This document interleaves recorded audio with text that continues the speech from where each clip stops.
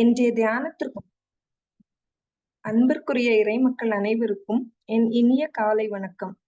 இன்றைய தியானத்திற்கான தலைப்பு வார்த்தைகளில் கவனமும் வாழ்வில் பொறுமையும். Be careful with your words and patient in life.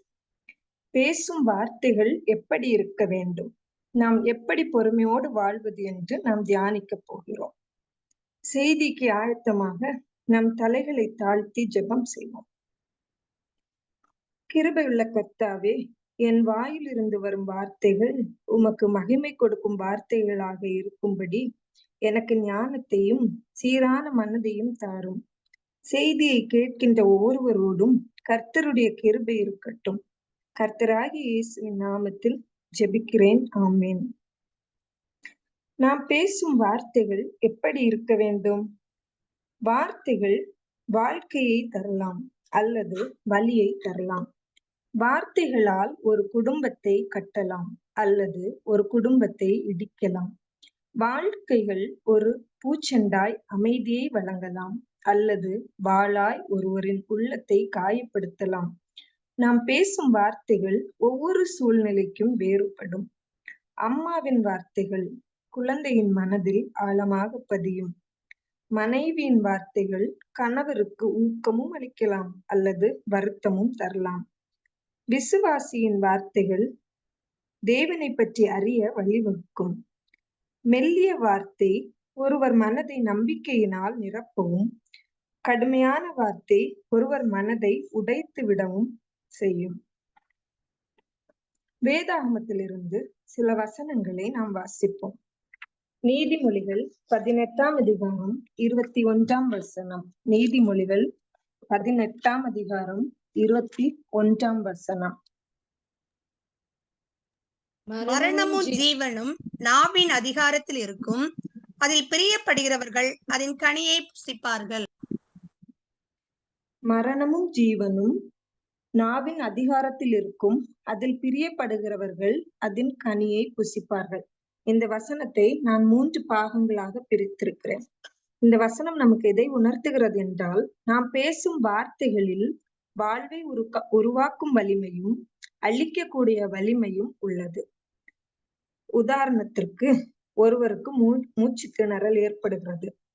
நாம் அவரிடம் சென்று, உனக்கு ஏதாவது ஆகிவிடும் என்றால் அது மரணத்தை குறித்து பேசுவது. அதே நேரம் நீங்கள் அவரிடம் சென்று, நீ பயப்படாதே, தேவன் உன்னோடு இருக்கிறார், அவர் உன்னை காப்பாற்றுவார் என்றால் நீங்கள் அவரது ஜீவனை குறித்து பேசுகிறீர்கள். அதில் பிரியப்படுகிறவர்கள் என்றால் நாம் நம் நாவை எப்படி பயன்படுத்துகிறோமோ அதில் பிரியப்படுகிறவர்களாகவே இருக்கிறோம்.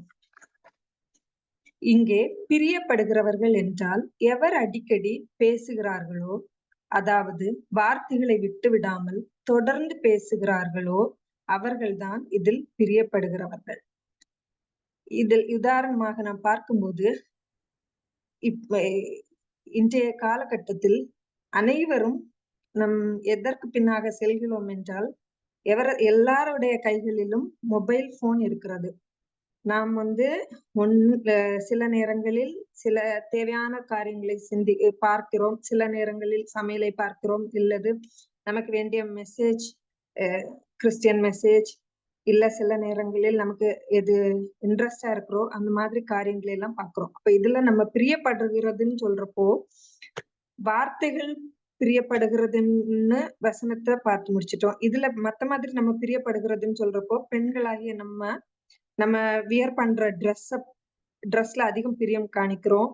அதே நேரத்துல ஜுவல், அதோட அக்சசரிஸ், நமக்கு ரிலேட்டட் திங், அந்த மாதிரி விஷயங்கள்ல பிரியப்படுகிறோம். அப்போ இதுல இருந்து வார்த்தைகள்ல பிரியப்படுகிறதுனாலும் நமக்கு தெரியும், இதுல நம்ம உலக பிரகாரமாக நம்ம எதுல எல்லாம் பிரியப்படுகிறோம்னு உள்ளதும் புரிதலுக்காக சொல்றேன், நமக்கு தெளிவாக தெரியும்.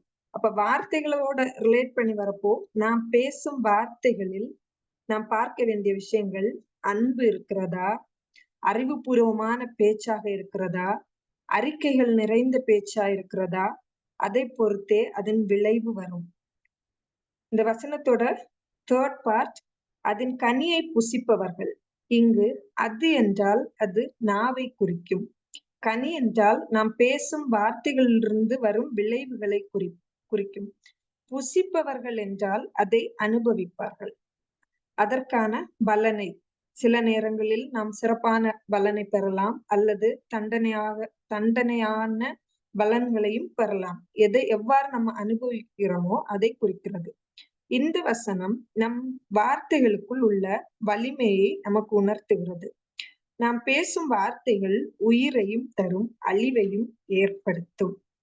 வேதாகமத்தில் நாவை ஒரு அக்கினி, ஒரு கத்தி, கடிவாளம் என்று கூறுகிறோம்.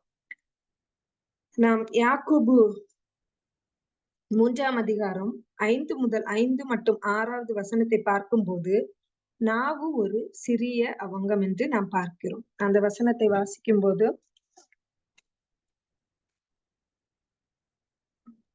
நாவு ஒரு சிறிய அவயம், ஆனால் அது என்ன காரியங்களை செய்கிறது? சிறிய காரியங்களை செய்வதல்ல. நாவு எப்போதுமே பெரிய காரியங்களை செய்கிறது. நாம் நாவை பயன்படுத்தும் விதத்தில் அது உள்ளது. யாக்கோபு அதிகாரத்தில் கூறும்போது நாவு ஒரு சிறிய அவங்கம், ஆனால் அது பெரிய காரியங்களை செய்கிறது என்று குறிப்பிடப்பட்டுள்ளது. அதே போல் எபேசியர் 4ஆம் அதிகாரம் 29ஆம் வசனத்தை நாம் வாசிக்கவும். எபேசியர் 4:29. கெட்ட வார்த்தை ஒன்றும் உங்கள் வாயிலிருந்து புறப்பட வேண்டாம். பக்தி விருத்திக்கு ஏதுவான நல்ல வார்த்தை உண்டானால் அதையே கேட்கிறவர்களுக்கு பிரயோஜனம் உண்டாகும்படி பேசுங்கள். இங்கு கெட்ட வார்த்தை ஒன்றும் உங்கள் வாயிலிருந்து புறப்பட வேண்டாம். கெட்ட வார்த்தை என்பது இங்கு நம்ம எதை குறிக்கிறோம் என்றால், திருச்சபைக்கு தேவையில்லாத வார்த்தைகள், அதாவது இழிவான வார்த்தைகள், அசிங்கமான நகைச்சுவைகள், கடுமையான விமர்சனங்கள், கோபம், பழி, சினம் போன்ற உணர்வுகளால் வரும் வார்த்தைகள். இவை நம்மை மட்டுமல்லாமல் மற்றவர்களையும் பாவத்திற்கு தள்ளும்.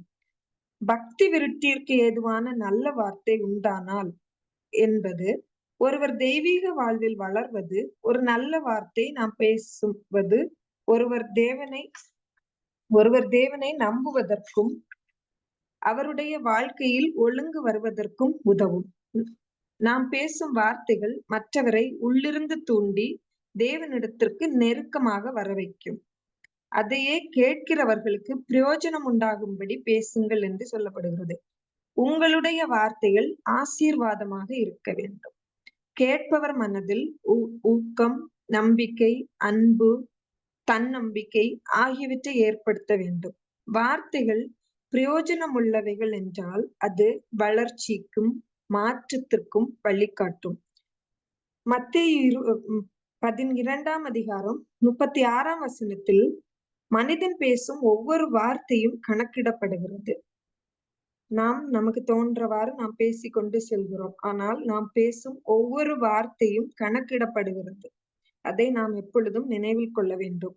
நீதிமொழிகள் 21ஆம் அதிகாரம் 23ஆம் வசனம். நீதிமொழிகள் 21:23ஆம் வசனம். தன் வாயையும் தன் நாவையும் காக்கிறவன் தன் ஆத்துமாவை இடுக்கண்களுக்கு விலக்கி காக்கிறான். தன் வாயையும் தன் நாவையும் காக்கிறவன் தன் ஆத்துமாவை இடுக்கண்களுக்கு விலக்கி காக்கிறான். அதே போல் நீதிமொழிகள் 13ஆம் அதிகாரம் 3ஆம் வசனம். நீதிமொழிகள் 13ஆம் அதிகாரம் 3ஆம் வசனம். தன் வாயை காக்கிறவன் தன் பிராணனை காக்கிறான். தன் உதடுகளை விரிவாய் திறக்கிறவனே கலக்கம் அடையான். தன் வாயை காக்கிறவன் தன் பிராணனை காக்கிறான்.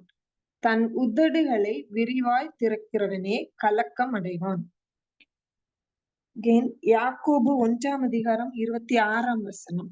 யாக்கோபு 1ஆம் அதிகாரம் 26ஆம் வசனம்.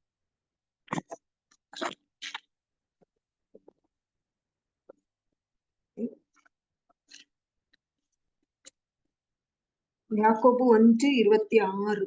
உங்களில் ஒருவன் தன் நாவை அடக்காமல் தன் இருதயத்தை வஞ்சித்து தன்னை தேவ பக்தி உள்ளவன் என்று எண்ணினால் அவனுடைய தேவ பக்தி வீணாயிருக்கும். இங்க நம்ம எல்லா விஷயமுமே வந்து நம்ம நாவ அடக்குறது பற்றி பேசிட்டு இருக்கோம். இப்போதைக்கு நம்மளோட திருச்சபைகளோட நிகழ்வு எப்படி இருக்குன்னா, நம்ம வந்து எல்லா விஷயங்கள்லயும், எல்லா காரியங்கள்லயும் ஈடுபாடோட இருப்போம். ஆனா, ஒரு விஷயத்துக்கு வந்து நம்ம அமைதியா இருக்கணும்னு ஒரு சூழல் இருக்கிற நேரத்துல, நம்மள்ல வந்து விட்டு குடுக்குற மனப்பான்மை நம்ம யார்லயுமே இல்ல.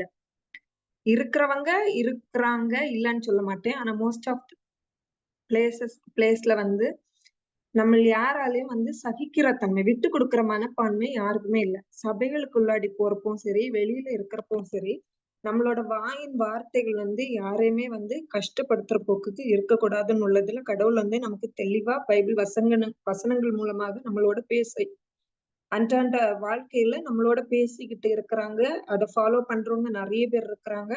அதே நேரத்துல இவங்க இப்படி பேசுறாங்க, பொறுப்புல இருக்கிறாங்க அப்படின்னு சொல்லி எல்லாரும் நம்மள வந்து குறை சொல்ற மாதிரிக்கும் அதே சூழல்ல இருக்கிறாங்க.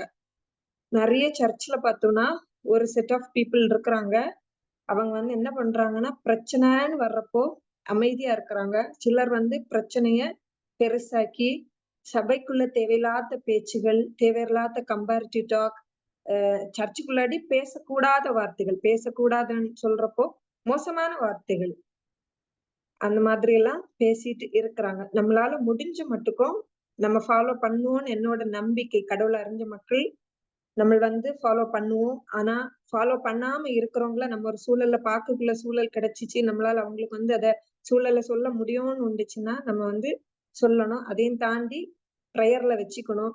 ஏன்னா அநேக திருச்சபைகள்ல பாஸ்டர் மெசேஜ் பண்றப்போ, பாஸ்டர் வந்து உட்கார்ந்து கிரிட்டிசைஸ் பண்றாங்க. எந்த பயமும் இல்ல. ஆலயத்துக்குள்ள இருக்கிறோம்னு இல்ல, பயமே இல்ல. அந்த இடத்துல நம்ம வந்து அவங்கள கிரிட்டிசைஸ் பண்ணணும்.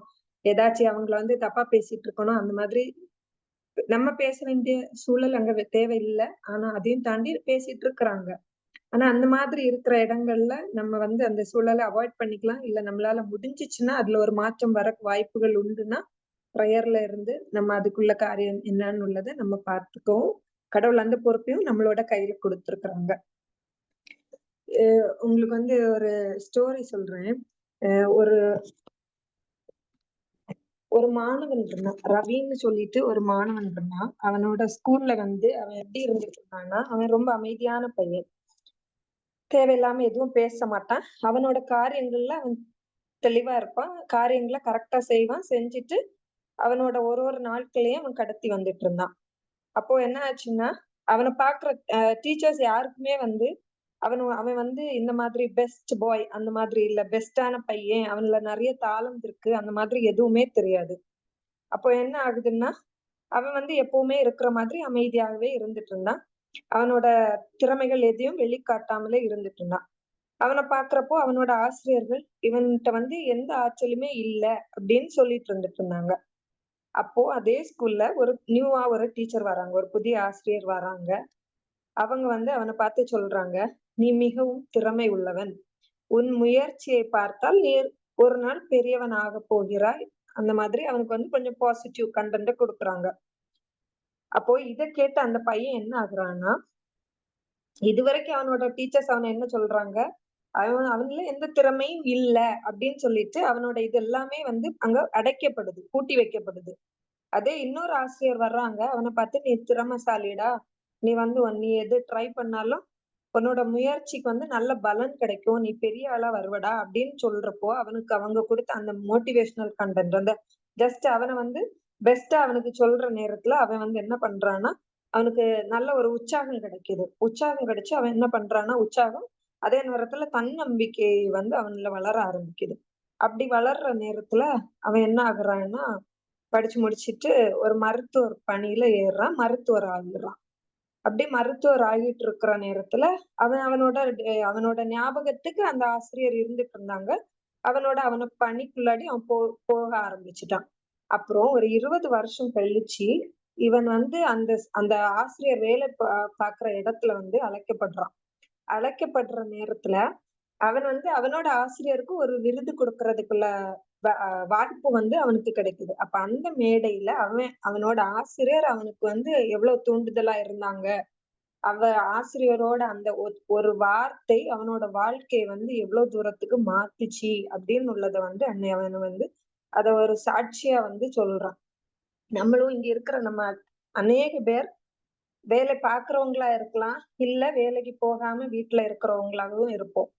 எப்பவுமே நம்ம வந்து என்ன பண்ணணும்னா, பாசிட்டிவ் கன்டென்ட். இப்ப வந்து ஒரு பிள்ளை தப்பு பண்றாங்கன்னா, இப்ப ஆலயத்துல இருக்கிறோம். ஒரு பிள்ளை கத்துது, விளையாடுது. நம்ம எடுத்த போக்குக்கு அந்த பிள்ளைட்ட வந்து ஷவுட் பண்ணக்கூடாது, கத்தக்கூடாது.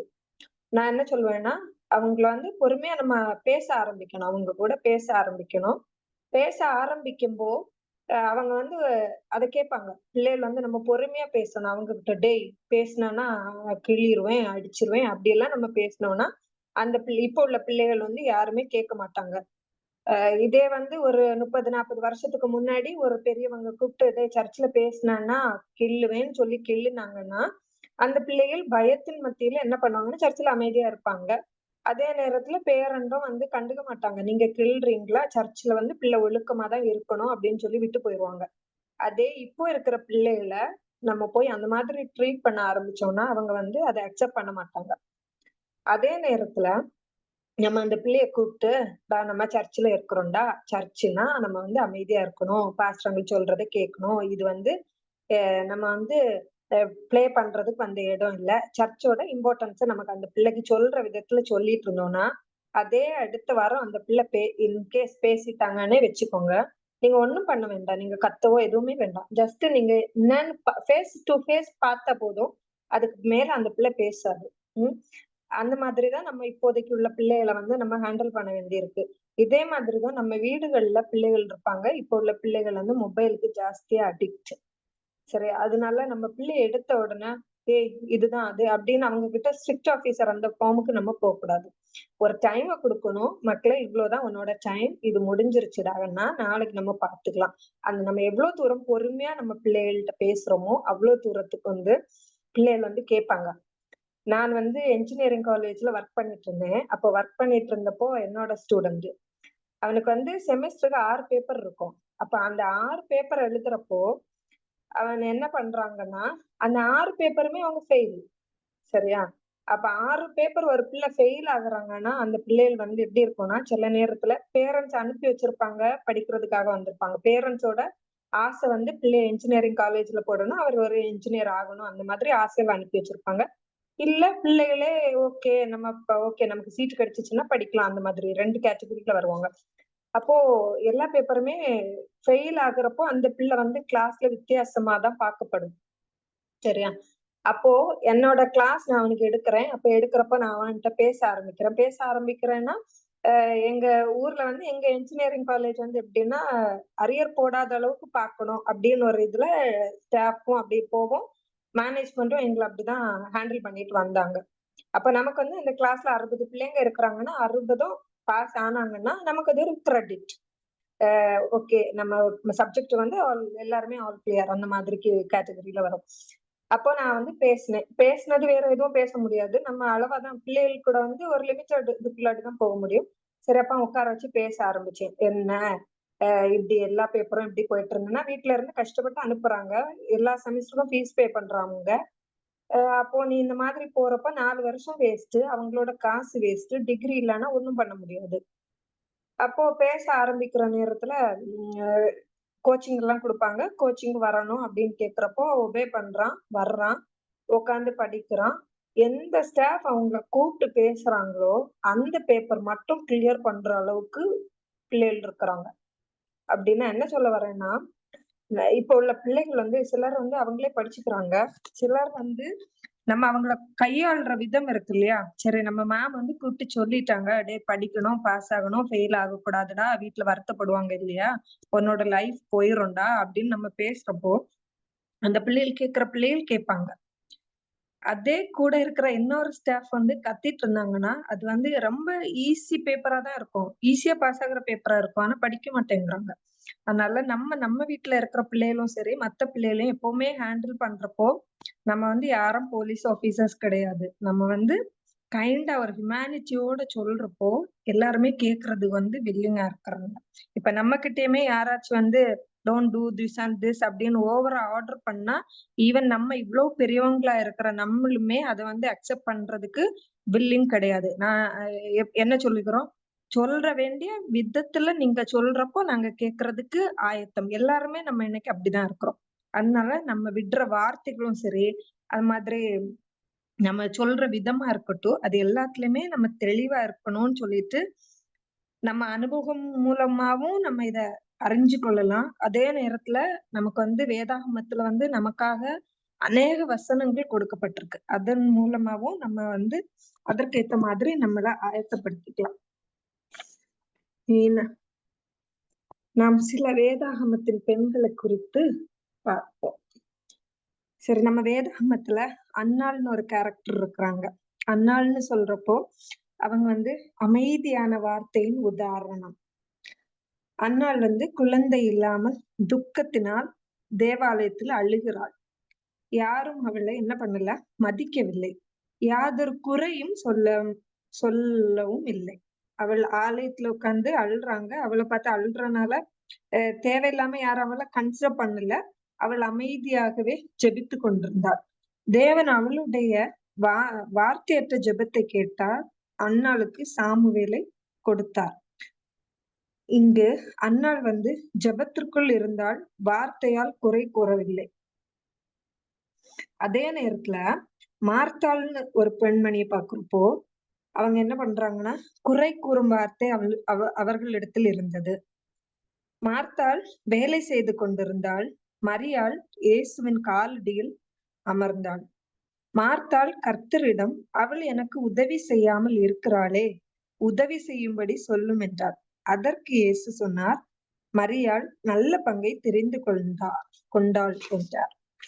இயேசுவிடம் மரியாளை குறை கூறினாள். ஆனால் இயேசு சாந்தமாக பதிலளித்தார். அவர் அங்க கோபப்படல, தேவையில்லாத வார்த்தைகளை விடல. அதே மாதிரி எஸ்தர் பற்றி பார்க்கப்போ ஆகாஸ்வேரு ராஜாவிடம் இருந்து தனது ஜனம் அழிக்கப்படாமல் தடுக்க வேண்டும் என்பதற்காக எஸ்தர் கோபம் கொள்ளாமல் சரியான நேரத்தில் சரியான வார்த்தைகளை பேசினாள். அவள் நாவை கட்டுப்படுத்தி மென்மையுடன் அணுகியதால் ராஜா அவளுக்கு தயவு காட்டினான். அதே மாதிரி மரியாள் இயேசுவின் தாய். தேவனுடைய தூதர் அவளிடம் அவளது கிருபையை குறித்து அறிவித்த போது மரியாள் அமைதியாக ஏற்றுக்கொண்டாள். தேவனுடைய திட்டத்திற்கு செவி கொடுத்தாள். நீதிமொழிகள் 16ஆம் அதிகாரம் 24ஆம் வசனத்தில், இனிய சொற்கள் தேன் கூடு போல் ஆத்துமாவுக்கு மதுரமும் எலும்புகளுக்கு ஔஷதமுமோ ஆகும். இனிய சொற்கள் தேன் கூடு போல் ஆத்துமாவுக்கு மதுரமும் எலும்புகளுக்கு ஔஷதமும் ஆகும்.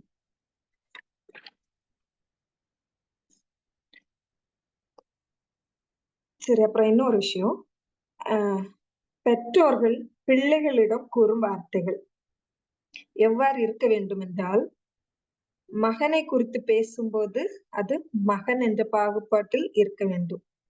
அதே நேரம் மருமகளை குறித்து பேசும்போதும் மருமகள் என்ற நினைப்போடு இருக்க வேண்டும்.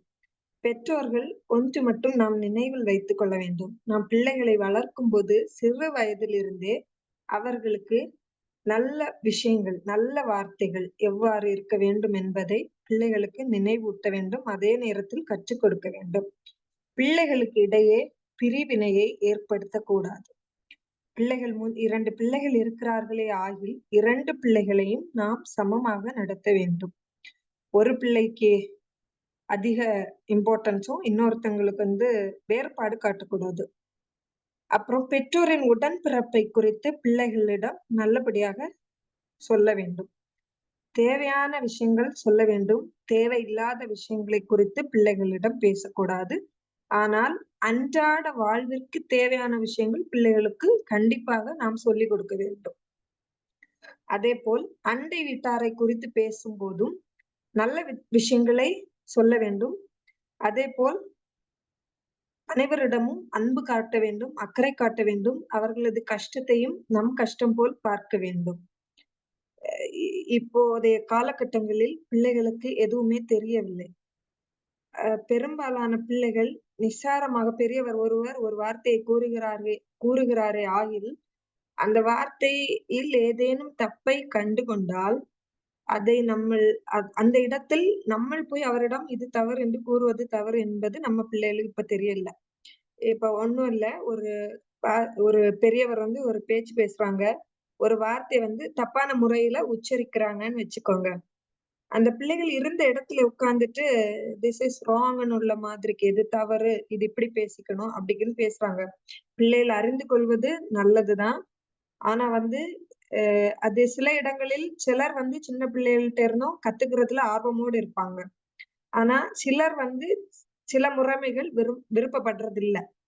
ஆனா நம்ம பிள்ளைகளுக்கு சொல்லிக் குடுக்கிறப்போ, நான் நினைக்கிறது இதெல்லாம் ஒரு ஒழுக்கமான முறைமை என்று நான் நினைப்பேன். ஆனா எல்லா இடத்துலயும் நம்ம விட்டு போணும், விட்டு குடுக்கணும் அப்படிக்குன்னு இல்ல. தேவையான இடங்கள், தேவையான விஷயங்கள் பிள்ளைகளுக்கு கண்டிப்பா கத்துக் குடுக்கணும். தேவையான விஷயங்கள் மட்டுமே பெரியவர்களிடம் பேசணும். தேவையில்லாத இடங்கள்ல நம்ம நிக்கக்கூடாது. அந்த மாதிரி விஷயங்கள் கத்துக் குடுக்கணும்.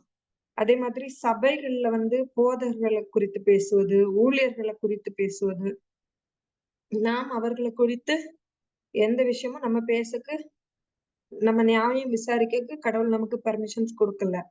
தேவன் இருக்கிறார். தேவன் அனைத்தையும் பார்த்துக் கொள்வார். தேவன் அதற்குள்ள நியாயத்தையும், நீதியையும் தேவன் வழங்குவார். அதே மாதிரி மருமகள் அப்படின்னு ஒரு கேட்டகரி நம்ம வீட்டுக்குள்ளாடி வர்றப்போ, வீட்ல இருக்கிற அம்மாங்க வந்து ரொம்ப தெளிவா இருக்கணும். அந்த பிள்ளைங்களுக்கு வந்து இடையூறா கிட்டயும் சரி, மகள்கிட்டயும் சரி எந்த விஷயங்களும் தேவையில்லாத விஷயங்கள் பேசக்கூடாது. அந்த பிள்ளையும் நம்ம வீட்டுக்கு வந்த மகள் என்பது நமது மனதில் இருக்க வேண்டும். ஏன்னா நம்மளும் 10, 20 வருஷம், 30 வருஷத்துக்கு முன்னாடி இன்னொரு வீட்டுக்கு வந்து மருமகளா நம்ம சென்று இருக்கிறோம். இன்னைக்கு அந்த மருமகள் தான் நம்ம இன்னைக்கு மாமியாரா ஆயிருக்கிறோம் அப்படின்னு அந்த சிந்தனை நம்ம மனசுக்குள்ளாடி இருக்கணும். ஏன்னா இப்போதைக்கு இருக்கிற நிறைய 35 அந்த ஏஜ் குரூப் பிள்ளைங்க கிட்ட பேசுறப்போ எல்லார்கிட்ட இருந்தும் வாயில இருந்து வர்றது வீடுகள்ல பிரச்சனை. என்ன பிரச்சனைன்னு கேட்டா வீட்டுல உள்ள ஆன்டிஸ் வந்து இப்படி பண்றாங்க, அப்படி பண்றாங்க. நான் வந்து இதுல வந்து யாரையும் தப்பு சொல்லல. சூப்பரான மாமிங்களும் இருக்கிறாங்க. அதே மாதிரி வீடுகள வந்து சீரழிக்கிற ஆன்டிஸும் இருக்கிறாங்க. 2 கேட்டகரியுமே இருக்கிறாங்க. நான் என்ன சொல்றேன்னா, கடவுள அறிஞ்ச நம்ம யாருக்குமே வந்து இடையூறா நம்ம இருக்கக்கூடாது. சில இடங்கள் நம்ம விட்டு கொடுக்கணும்னா, அந்த இடத்த விட்டு கொடுக்கணும். நான் என்ன சொல்லுவேன்னா, குடும்பம்னு சொல்றது எதுக்கு கூட நம்ம ஆலயம் இது எல்லாமே வந்து நம்ம குடும்பத்தோட ஒப்பிட்டு தான் சொல்றோம்.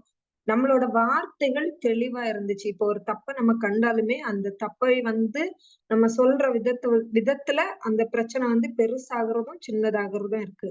அதனால மேக்ஸிமம் ப்ராப்ளம்ஸ வந்து பெருசுபடுத்தாம, அத வந்து எவ்ளோ கட் ஷார்ட் பண்ணி, அந்த வீடுகளுக்குள்ளாடி நம்மளோட நிம்மதிய நம்ம எதுக்கு கெடுக்குறோம்? நமக்குள்ள அமைதிய நம்மளோட பொறுமையில இருந்து காத்துக்கணும். பொறுமை இன் த சென்ஸ் நம்மளோட வாயில இருந்து வர்ற வார்த்தைகள். ஒண்ணும் இல்ல.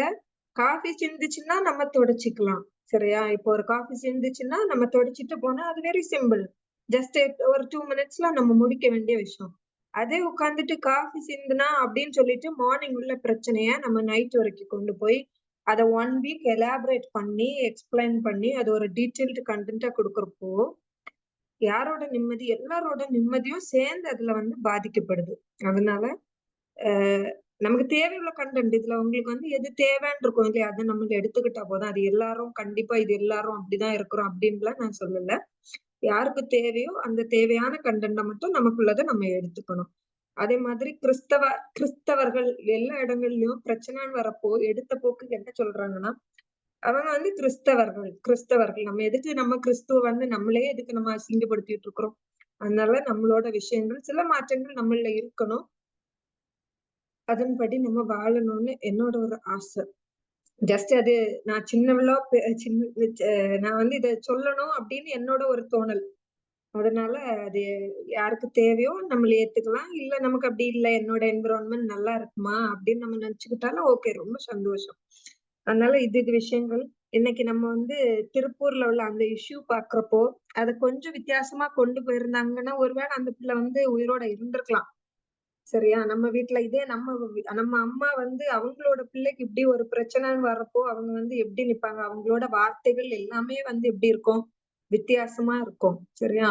அதே மாதிரி நம்ம வீட்டுக்கு வர்ற பிள்ளை வாட் எவர் மே பி நம்ம நம்ம பையனோட ஒய்ஃப் நம்ம பையன் நல்லா இருக்கணும்னா அவனுக்கு கல்யாணம் பண்ணி வச்ச மனைவி வந்து நல்லா இருக்கணும். அப்படின்னா மட்டும்தான் அது ஆசீர்வாதமா அந்த குடும்பம் வந்து அமையும். சரியா? இப்போதைக்கு மோஸ்ட் ஆஃப் த ஃபேமிலில வந்து இது வந்து ஒரு பெரிய மேஜர் ப்ராப்ளமா இருந்துட்டு இருக்கு. சரியா? சிலர் வந்து ஜாயிண்ட் ஃபேமிலியோட இருக்க விருப்பப்படுறது இல்ல. அது வந்து அவங்களே அவங்களுக்குள்ள சில சந்தோஷங்கள கெடுத்துக்கிறாங்கன்னு நான் நினைக்கிறேன். சிலர் வந்து மாமாஸ் வந்து பிள்ளைகள் கூட இருக்கிறதுக்கு வில்லிங் இல்ல. நம்ம வந்து இண்டிவிஜுவலா இருக்கணும், இண்டிபெண்டன்ட்டா இருக்கணும் அப்படின்னு நினைக்கிறாங்க. அவங்களும் சில சந்தோஷங்கள வந்து அவங்க வந்து வேண்டாம்னு சொல்லி அவங்க உத்தரித்து போறாங்க. அது அவங்களோட இது. நம்ம ஒண்ணும் யாரையும் கம்பல் பண்ணிக்க முடியாது. ஆனா நான் என்ன சொல்லுவேன்னா, நம்ம கிறிஸ்தவர்களா இருக்கிறவங்க, நம்ம வந்து ஒரு சிறிய குடும்பமா இருந்தாலும் சரி, பெரிய குடும்பமா இருந்தாலும் சரி, சந்தோஷமா கிறிஸ்துவுக்குள் சந்தோஷமா இருக்கணும். நம்ம வார்த்தைகள அடக்குறப்போ, ஒரு நிமிஷம் சரி ஓகே. நம்ம அத வந்து காதுக்குள்ளாடி எடுக்காம போறப்போ, அந்த நாள் நமக்கு ரொம்ப சந்தோஷமா இருக்கும். நமக்கு வந்து ஒரு குற்ற உணர்ச்சியோ எதுவுமே இருக்காது. நம்ம நல்லபடியா யோசிப்போம். நம்ம அதன்படியே இருப்போம்.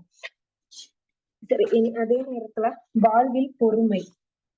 பரிசுத்த ஆவியின் கனிகளில் ஒன்று பொறுமை. கலாத்தியர் 5ஆம் அதிகாரம் 22ஆம் வசனங்களில் நாம் ஆவியின் கனிகளை குறித்து பார்க்கிறோம். இன்று உலகம் முழுவதும் இருக்கிறதெல்லாம் வேகம், ஸ்பீடு. வேகமாக நாம் சாப்பிட வேண்டும், வேகமாக பதிலளிக்க வேண்டும், வேகமாக பதவி ஏற வேண்டும், வேகமாக ஆசீர்வாதங்களை பெற்றுக் கொள்ள வேண்டும். ஆனால் வேதாகமம் சொல்லுகிறது, பொறுமையோடு காத்திருப்பவர்களே இறைவனின் ஆசீர்வாதங்களை அனுபவிக்கிறார்கள். வேதாகமம் பொறுமையோடு காத்திருப்பவர்களை குறித்து நமக்கு இங்கே கூறுகிறது. பொறுமை ஒரு சிறிய விதையை போல் அதை வளர்த்தால் பெரிய கனியாக மாறும். பொறுமை உள்ளவன் எல்லாவற்றையும் வெல்லக்கூடிய வீரன். தாமதம் என்றால் மறுப்பில்லை. அது தேவனுடைய நேரத்தை எதிர்பார்க்கும் அழைப்பு. விவசாயி விதைக்கும் விதையை உடனே அறுவடை செய்ய மாட்டான். அது கனியளிக்க பொறுமையுடன் காத்திருக்க வேண்டும். பொறுமை என்றால் என்ன? பொறுமை என்பது காத்திருக்கவும், அடக்கமாக இருக்கவும், சோதனைகளில் விழாமல் சாந்தமாய் இரத்தலும், கோபத்தையும் பதட்டத்தையும் அடக்கி அமைதியாக இருக்கிற நிலை. அனைத்தையும் ஒருங்கிணைத்து ஒரு ஆவிக்குரிய குணம் என்பதுதான் பொறுமை. நாம் அன்னை திரேசா என்பவர்களை குறித்து நாம் அனைவரும் அறிந்திருக்கிறோம். ஒரு டைம்ல வந்து அன்னை திரேசா அவங்க வந்து கொல்கத்தாவில் சேவையில வந்து ஈடுபட்டுட்டு இருக்கிற நேரத்துல ஒரு நாள் ஒரு சிறு பையனை மருத்துவமனைக்கு அழைத்து வந்தார். அந்த பையன் உயிருக்கு ஆபத்தான நிலையில் இருந்தான். ஆனால் மருத்துவர்கள் அவன் மீது எந்த கவனமும் செலுத்தவில்லை. அவன் ஒரு மணி நேரமாக காத்திருந்தார்கள். மனசாட்சி போகும் வரை கேட்கவில்லை. பலர் அவரை பழித்தார்கள். சிலர் இவ்வாறு இருக்கிறார்கள் என்று கேலி செய்தார்கள். ஆனால் மதர் தெரேசா ஒரு வார்த்தையும் கடினமாக பேசாமல் நிதானமாக மென்மையோடு காத்திருந்தார்கள். இறுதியில் ஒரு மருத்துவர் தனது கடுமையை மாற்றிக்கொண்டு அந்த சிறுவனை பார்த்து குணப்படுத்தினார். பிறகு அந்த மருத்துவர் என்ன சொன்னார்னா, உங்கள் பொறுமை என் மனதை மாற்றிட்டு. இப்போ இங்க மதர் தெரேசா ஒரு பையன் வந்து இக்கட்டான சூழல்ல இருக்கிறப்போ நம்மனா என்ன பண்ணுவோம்? அங்கேக்கு ஒரு ஆர்ப்பாட்டத்தையே நம்ம பண்ணி முடிச்சிருவோம். இங்கக்கு என்ன பண்றாங்கன்னா, பொறுமையோட அவங்களோட நம்பிக்கை வந்து எங்க இருந்துச்சு? கடவுள் மேல இருந்துச்சு. அவங்க அந்த நம்பிக்கையின் மத்தியில என்ன பண்ணாங்கன்னா, பொறுமையோட காத்திருந்தாங்க. பையனுக்கு எதுவும் ஆகாது. ஆனா எந்த ஆபத்தும் வராது அப்படின்னு உள்ள ஒரு பொறுமை அவங்கள்ல காணப்பட்டுச்சு. ஆனா மருத்துவர்கள் என்ன பண்றாங்கன்னா, அந்த சூழல வந்து நெக்லெக்ட் பண்ணிட்டு இருக்கிறாங்க. இத பார்த்துட்டு இருந்த மதர் தெரேசா என்ன பண்றாங்கன்னா, திரும்பியும் பொறுமை காத்துட்டே தான் இருக்கிறாங்க. அட் லாஸ்ட் என்ன பண்றாங்கன்னா, அவங்களோட பொறுமையும், அவங்களோட பிஹேவியர பார்த்து ஒரு மருத்துவர் என்ன பண்றாருன்னா, மதர் தெரேசாக்கு வந்து உதவி செய்றாங்க. இதுல இருந்து என்னன்னா, பொறுமை வந்து எப்பவுமே வந்து வலிமை தரும்னு சொல்லி நம்ம பார்க்கிறோம். எப்பவுமே நம்மளும் இதே மாதிரி நம்ம எல்லா இடங்களிலும் பொறுமை காக்க வேண்டிய இடங்கள்ல வந்து பொறுமை காக்க வேண்டும். பொறுமை என்பது எப்பவுமே வந்து பலவீனம் அல்ல. ஒருத்தவங்க வந்து பொறுமை காக்குறாங்கன்னா அவங்களால அவங்களோட இயலாமை அப்படின்னு நம்ம தப்பா நினைக்க கூடாது. அது உள்ளார்ந்த வலிமை தான் நம்மள காணப்படுகிற பொறுமை. வேதாகமத்தில் பொறுமையின் முக்கியத்துவம் இதுல வந்து நம்ம எல்லாருக்குமே வந்து யோசேப்புவை பற்றி தெரியும். ஆதியாகமம் 37ஆம் அதிகாரம்ல இருந்து 50ஆம் அதிகாரம் வரைக்கும் நம்ம பார்க்கிறப்போ யோசேப்பை குறித்து நமக்கு அநேக காரியங்கள் நாம் அங்க பார்க்கிறோம். யோசேப்பு என்ன பண்றாங்கன்னா, ஆரம்பத்துல வந்து அவங்களோட நிலைமை எப்படி இருந்துச்சுன்னா, சொப்பனத்தில் இருந்து அவர் எங்க வரைக்கும் போனாங்கன்னா, அரண்மனை வரைக்கும் போனாங்க. ஒரு பெரிய பதவி வரைக்கும் அவருக்கு கிடைச்சுச்சு. அவர் ஆரம்பம் வந்து எப்படிதான் இருந்துச்சுன்னா, சொப்பனத்தில் துவங்கினார் அவரோட காரியங்கள. யோசேப்பு வந்து யாக்கோபுவின் 11வது மகன். சிறு வயதிலேயே தேவன் அவனுக்கு சொப்பனங்களை கொடுத்தார். அதோடு அதனது விளக்கத்தையும் கூறும்படி உள்ள நல்ல ஞானத்தையும் கடவுள் அவருக்கு வழங்கினார். அவன் ஒரு சொப்பனமாக ஒரு விஷயத்தை கூறுகிறான். அவன் சூரியனும் சந்திரனும் 11 நட்சத்திரங்களும் என்னை வணங்கினது என்று சொப்பனம் கண்டான். அந்த சொப்பனத்தை அவனது தந்தையிடம் கூறும்போது அந்த சொப்பனத்தின் விளக்கம் என்னவாக இருக்கும் என்றால், சூரியன் சந்திரன் 11 நட்சத்திரங்கள் என்னை வணங்கினது என்று சொப்பனம். அப்போது இவ்வாறு கூறினவுடன் இவனது சகோதரர்களுக்கு அவன் மேல் வெறுப்பு வந்தது. பின்பு அவன் சகோதரர்கள் அவனை கொலை செய்ய திட்டமிட்டார்கள். ஆனால் கடைசியில் என்ன செய்தார்கள் என்றால் அவன் அடிமையாக விற்கப்பட்டான். ஆதியாகமம் 37ஆம் அதிகாரம் 18ஆம் வசனத்திலிருந்து 28ஆம் வசனம் வரை நாம் பார்க்கும்போது இந்த நிகழ்வை குறித்து நாம் பார்க்கலாம். அதன் பிற்பாடு அவன் அடிமையாக வாழ்கிறான். எகிப்தில் போத்திபாரின் வீட்டில் அடிமையாக இருந்தான். தேவன் அவனோடு இருந்தபடியினால் யோசேப்பு என்னென்ன காரியங்கள் செய்தானோ அனைத்து காரியங்களிலும் வெற்றி அடைந்தான். ஆனால் போத்திபாரின் மனைவி அவனை கவர முயற்சித்தால் யோசேப்பு மறுத்தாள். அவனை பொய் சாட்சி சொல்லி சிறையில் அடைத்தனர். சிறையில் இருந்தாலும் யோசேப்பு அறிந்தவர்களுக்கு தேவைப்படுவதை செய்து கொடுத்தான். அங்கே இருந்த பானபாத்திரக்காரனின் தலைவனின் சொப்பனங்களுக்கு அர்த்தம் சொன்னார். ஆனால் யோசேப்பை அவர் மறந்து விட்டார். ஆம் பிரியமானவர்களே, சில சமயம் நாம் நல்லதை செய்தாலும் மக்கள் நம்மை மறக்கிறார்கள். ஆனால் தேவன் ஒருபோதும் மறக்க மாட்டார். இவன் அரியணை வரை உயர்த்தப்பட்டான் யோசேப்பு. பின்பு எகிப்து ராஜா பார்வோன் ஒரு சொப்பனம் கண்டான். யாரும் அதை தெளிவுபடுத்தவில்லை. அப்பொழுது யோசேப்பை நினைத்தார்கள். யோசேப்பு சொப்பனத்திற்கு விளக்கம் கூறுவான் என்று. யோசேப்பு பார்வோனின் கனவை தெளிவுபடுத்தி எதிர்காலம் பற்றி ஆலோசனை கூறினார். பார்வோன் யோசேப்பை எகிப்தின் 2வது அதிகாரியாக உயர்த்தப்பட்டான். சகோதரர்களை மன்னித்தவன் யோசேப்பு. யோசேப்பின் சகோதரர்கள் எகிப்திற்கு உணவுக்காக வந்தனர். அவர்களோ தான் யோசேப்பை அடிமையாக விற்றவர்கள். கடைசியில் தனது சகோதரர்களுக்கு மன்னிப்பையும் உணவையும் கொடுத்தான். வாழ்க்கையில் சோதனைகள் வரலாம். தேவன் கொடுக்கும் வாக்குத்தத்தங்களை உடனடியாக பெற முடியாது. ஆனால் பொறுமையோடும் விசுவாசத்துடனும் சென்றால் தேவன் நிச்சயமாக உயர்த்துவார். நம்பிக்கையோடும் பொறுமையோடும் வாக்குத்தத்தங்களை பெற்றார்கள். எபிரேயர் 6ஆம் அதிகாரம் 11ஆம் வசனத்தில் நம்பிக்கையோடும் பொறுமையோடும் வாக்குத்தத்தங்களை பெற்றார்கள் என்று நாம் பார்க்கிறோம்.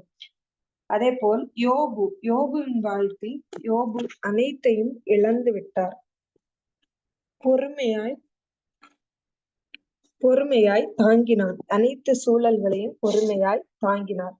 கடைசியில் இரட்டிப்பான ஆசீர்வாதத்தை பெற்றார். இங்கு நாம் யோபுவை குறித்து பார்க்கும்போது நாம் அனைவரும் அறிந்த விஷயம். யோபு மிகவும் தெய்வ பக்தியில் மிகுதியான தெய்வ பக்தி உடையவன். அதே நேரத்தில் அவர் ஒரு செல்வந்தர். ஒரே நாளில் அவருடைய குடும்ப சொத்துக்கள் அனைத்தும் அழிந்து போன. சொத்துக்கள் அழிந்தன. பிள்ளைகளை இழந்தார். நெய்பர்ஸ், ஃப்ரெண்ட்ஸ் எல்லாரும் வந்து விட்டுட்டு போயிட்டாங்க. அதே நேரத்தில் அவருடைய உடலில் தீரா நோய் அவரை வாட்டியது. எல்லா சூழ்நிலையிலும் யோபு என்ன பண்ணாங்கன்னா பொறுமையோடு தெய்வ சித்தத்துக்காக காத்திருந்தாங்க.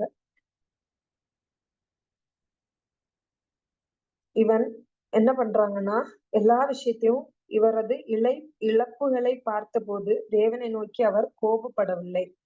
அவர் அந்த நேரத்திலும் என்ன சொல்றாருன்னா, யோபு 1 அதிகாரம் 21 நாம் பார்க்கும்போது, கர்த்தர் கொடுத்தார், கர்த்தர் எடுத்துக்கொண்டார், அவருடைய நாமம் போற்றப்படும் அந்த மாதிரிக்கு அவர் அவ்வளவு சமாதானம் நிறைந்த ஒரு விஷயத்த சொல்றாங்க. இதே மாதிரி நம்மளோட விஷயங்கள் எல்லாரோட லைஃப்பும் ஒரே பேட்டர்ன்ல போகாது. யோபு வந்து நல்லவங்க கெட்டவங்க, அதனால வந்து யோபு இவ்வளவு கஷ்டப்பட்டாங்க அப்படின்னு நம்ம இங்க சொல்ல முடியாது. யோபு வந்து கடவுள் வந்து ரொம்ப நேசிச்சாங்க. யோபுவோட கஷ்டத்துல வந்து ஏசப்பா வந்து கூட இருந்தாங்க. அவரை வந்து சோதிச்சாங்க. யோபு வந்து ஸ்ட்ராங்கா இருக்கிறாரா, இல்ல நம்ம இப்படி கஷ்டத்தை கொடுக்கறப்போ ஆஹ் கர்த்தரை விட்டு தூரமா போறாரா, தேவனை மறந்து போறாரா அப்படின்னு சொல்லி பாக்குறதுக்காக தான் யோபுக்கு கடவுள் வந்து எல்லாத்தையும் ஒரு ஸ்டேஜ்ல குடுக்குறாங்க, எல்லாத்தையும் ஒரு ஸ்டேஜ்ல எடுக்குறாங்க. ஆனா அவன் வந்து 2 சிச்சுவேஷன்லயுமே வந்து யோபு என்ன பண்றாங்கன்னா தேவன் மேல பக்தியா இருக்கிறாங்க. அதே நேரத்துல தேவனோட கோபப்படல, தேவனோட அடுத்தடுத்த காரியங்களுக்காக பொறுத்துட்டு பொறுமையுடன் காத்திருந்தார். நிறைவாக இங்க யோபுவுக்கு என்ன ஆகுதுன்னா, அவர் இழந்தது எல்லாத்தையுமே தேவன் வந்து எப்படி கொடுக்குறாங்கன்னா டபுளா கொடுக்குறாங்க. அதனால நாமும் நம்மளோட வாழ்க்கையில நமக்கு நிறைய கஷ்டங்கள் இருக்கும். அது எல்லாமே வந்து என்ன பண்ணணும்னா தேவனுக்குள்ளாடி கடவுளுக்குள்ளாடி அதை வந்து சந்தோஷமா ஏத்துக்கிட்டு பொறுமையோடு நம்ம காத்திருக்கணும். நம்மளோட உலக பிரகாரமான வாழ்க்கையில நமக்கு வந்து ஆஹ் நம்ம தேவைப்பட்டது கிடைக்காம இருந்தாலும் பரலோக வாழ்க்கையில நமக்கு வந்து பரலோக ராஜ்யம் என்கிற பொக்கிஷம் வந்து நமக்கு வந்து எப்பவுமே நமக்காக தேவன் படுத்தி வச்சிருப்பாங்க. நம்ம இப்போ இருக்கிற வாழ்க்கை வந்து எப்படி வேணும்னாலும் இருக்கலாம்.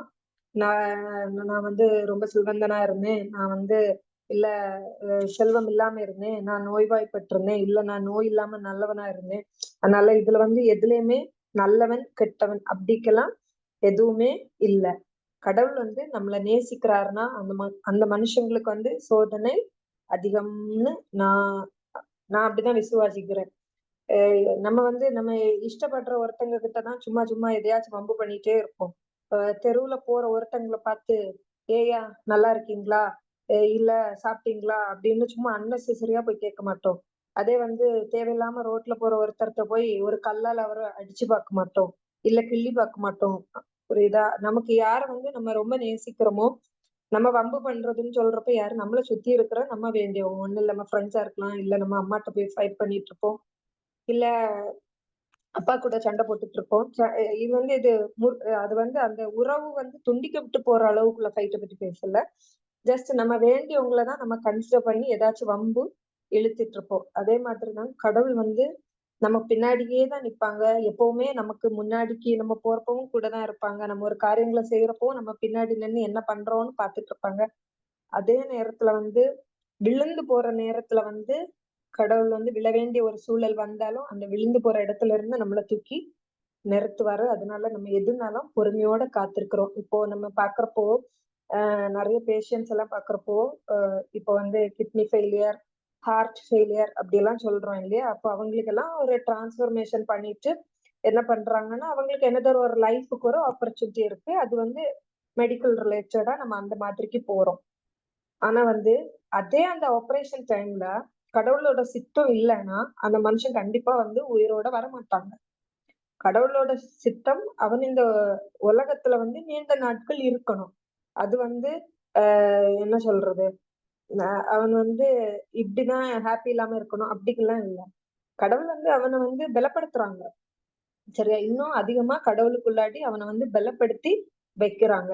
அதே பிஃபோர் ஆபரேஷன்ஸ் ஒரு ஸ்டேஜ்க்கு முன்னாடி இருப்பாங்க. ஒரு சிக்கோட இருப்பாங்க. இன்னைக்கு நம்ம பாக்குறப்போ ஜஸ்ட் ஒரு ஸ்னேக் பைட் தான் சொல்றாங்க. ஒரு பாம்பு ஒருத்தரை கடிச்சிருச்சு அப்படிங்கிறாங்க. இன்னைக்கு பாம்பு கடிக்கிறது வந்து ஒரு விஷயமே கிடையாது. ஹாஸ்பிட்டல்ல போய் கரெக்டான டைமுக்கு மெடிசின்ஸ் எடுத்தா ஓகே. நம்ம அதை கவனிக்காம விட்டா அதோட விளைவுகள் வேற மாதிரி இருக்கும். இது ஒரு சின்ன விஷயம். இதே ஃபீவர் வந்தாங்க, ஸ்பாட்ல போயிட்டாங்க. ஃபீவர் தான் இருந்துச்சு. வேற எதுவும் இல்ல. ஆனா மரிச்சு போனாங்க அப்படி சொல்றாங்க. அப்போ இந்த மாதிரி ஒண்ணுமே இல்லாத இடங்கள்ல இப்படி இப்படி நம்ம இழப்புகள பாக்குற இடத்துல, நம்ம கடவுள் வந்து நம்மள வந்து எப்படி வச்சிருக்காங்க?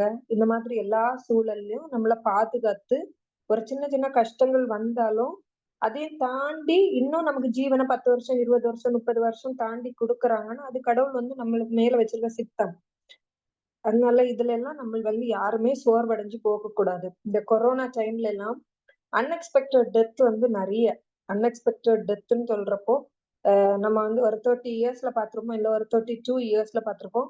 ரொம்ப ஹெல்த்தியான பீப்பிளா இருந்திருப்பாங்க. எந்த சிக்கும் இருக்காது. அவங்களுக்கு வந்து ஹாஸ்பிட்டல் ஹிஸ்டரியே இருக்காது. ஆனா ஜஸ்ட் கொரோனா ஃபீவர் வந்துச்சு. இந்த மாதிரி ஆச்சு. அவங்க கிட்ட எல்லாம் போய் பேசினோம்னா, அவங்க அந்த ஒரு ஐசியூல கொஞ்ச நாள் இருந்தாங்களே, அவங்கள வந்து அங்க கூட இருந்த வந்து பேஷண்ட்ஸ பத்தி சொல்லுவாங்க. அப்போ அந்த மாதிரி விஷயங்கள எல்லாம் கேட்கிறப்போ, நம்ம உலகத்துல எந்த கஷ்டமுமே படல. அப்படிதான் நான்லாம் சொல்லுவேன். எந்த கஷ்டமுமே இல்ல. இதெல்லாம் கடவுள் நமக்கு சகிக்கிறதுக்குள்ள தன்மைய நமக்கு குடுக்குறாங்க இல்லையா? அதனால நம்ம எல்லாம் படுற பாடுகள் வந்து அது ஒரு பெரிய பாடுகளே இல்ல. கடவுள் நமக்குன்னு உள்ள காரியத்த நமக்கு செய்வார். அத வந்து நம்ம எப்பவுமே பொறுமையோட காத்து பெற்றுக்கொள்ளணும். நம்ம கூட இருக்கிறவங்க வந்து சிலர் வந்து அடுத்தவங்க கஷ்டத்த கஷ்டமா பார்ப்பாங்க. சிலர் வந்து கிரிட்டிசைஸ் பண்ணுவாங்க. இவங்க வந்து அப்படி பண்ணுனனால வந்துச்சு, இப்படி பண்ணுனனால வந்துச்சு, அவங்களோட தாத்தா, பாட்டி காலங்கள் வந்து இப்படி இருந்துச்சு. அதெல்லாம் இல்ல. நம்மள வந்து கடவுள் நேசிக்கிறாரு. நமக்குன்னு ஒரு நமக்குன்னு சில சில சோதனைகள் வேணும். இல்லாம இருந்தாலும் நம்ம கடவுள வந்து மறந்துருவோம். அதனால நம்ம வந்து பாசிட்டிவா, அது மாதிரி பெட்டர் இந்த மாதிரி அன்னெசசரி டாக் வந்து ஒருத்தங்க கஷ்டத்துல இருக்கிறவங்க கிட்ட நம்ம எப்பவுமே பேசக்கூடாது. அவங்களுக்கு வந்து நம்மளால குடுக்குற மட்டுக்கும் நம்ம வசனத்தின் மூலமாக அவங்களுக்கு வந்து ஒரு தைரியத்த குடுக்கணும். ஒரு ஹோப்ப குடுக்கணும்.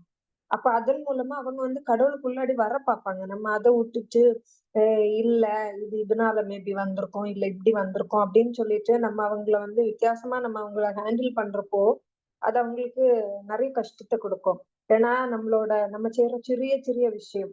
சரி ஒருத்தவங்களோட ஒரு சாட்சியில இருந்து நான் கேட்டது, ஒருத்தர் வந்து யூத் இதுல வந்து அவரோட வாலிப பருவத்துல வந்து யூத் மீட்டிங்க்கெல்லாம் போறவரு.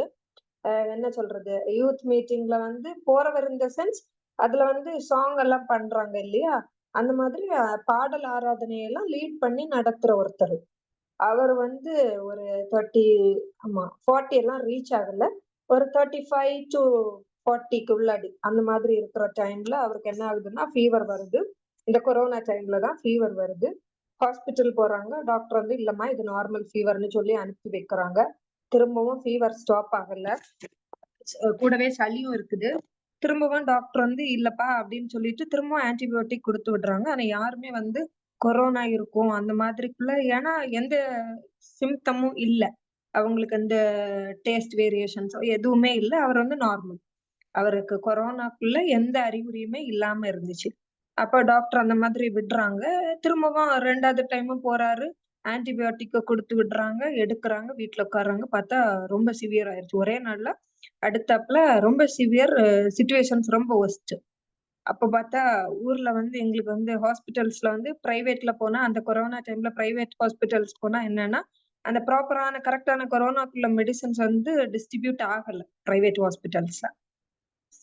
அப்ப வந்து கவர்ன்மெண்ட் ஹாஸ்பிட்டல்ல போனா தான் கரெக்ட்டான அந்த எக்ஸர்ட் மெடிசின்ஸ் கிடைக்கும்னு உள்ளது டாக்டர்ஸோட அட்வைஸ். நமக்கு பிரைவேட்ல உள்ள டாக்டர்ஸோட அட்வைஸ். அதனால நீங்க இப்போதைக்கு இருக்கிற சூழலுக்கு பிரைவேட்ட டிபெண்ட் பண்றத விடயும் எங்க போலான்னு சொல்றாங்கன்னா, இது ஹாஸ்பிட்டல் போலாங்கிறாங்க. Government hospital. அப்ப போய் போய் அங்க எல்லாம் போகுமே எல்லாமே சூழ்நிலை எல்லாமே உல்டா. சரி அப்போ ஒருத்தங்க அவருக்காக பிரேயர் பண்றாங்க. அவங்க வந்து அந்த நேரத்துல ஒரு விஷயத்த சொல்றாங்க. இவர் வந்து மரண விளிம்புல இருந்து மரண விளிம்புல இருந்து கடவுள் அவங்கள வந்து திரும்ப ஒரு செகண்ட் லைஃப குடுத்து எடுத்துட்டு வந்திருக்கிறாரு.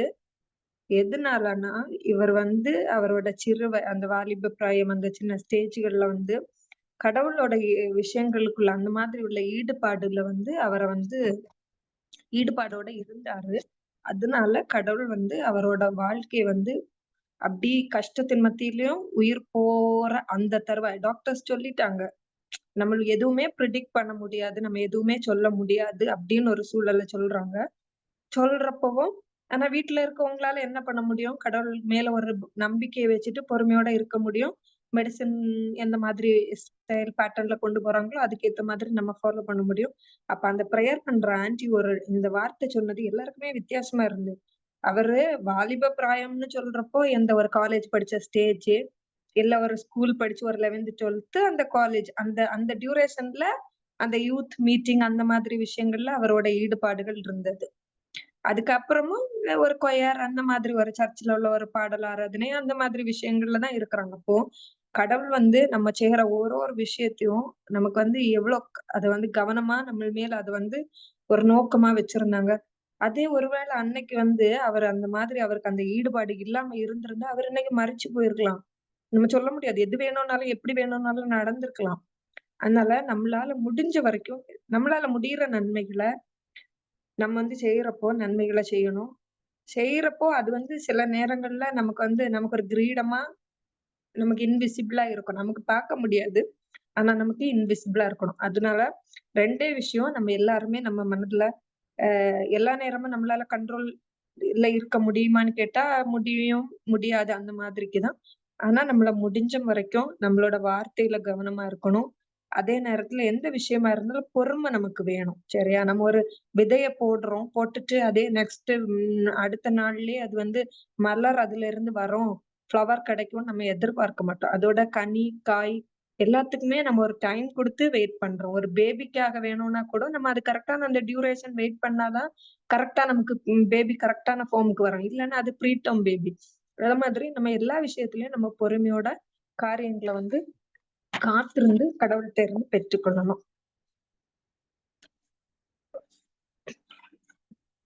அப்போ இங்கிருந்து என்ன பார்க்கிறோம்னா, வார்த்தைகளில் கவனமும், வாழ்வில் பொறுமையும் என்பது ஒவ்வொருவரின் வாழ்விலும் முக்கியமானது. நாம் கேட்ட வசனங்களின்படி நம் வாழ்க்கையில் சோதனைகள் வரும்போது யோசேப்பு, யோபு, அன்னாள், மரியாள் போன்று நாமும் பொறுமையோடு காத்திருப்பது தேவனுடைய ஆசீர்வாதங்களை அனுபவிக்க வழிவகுக்கும்னு நம்ம விசுவாசிக்கணும்.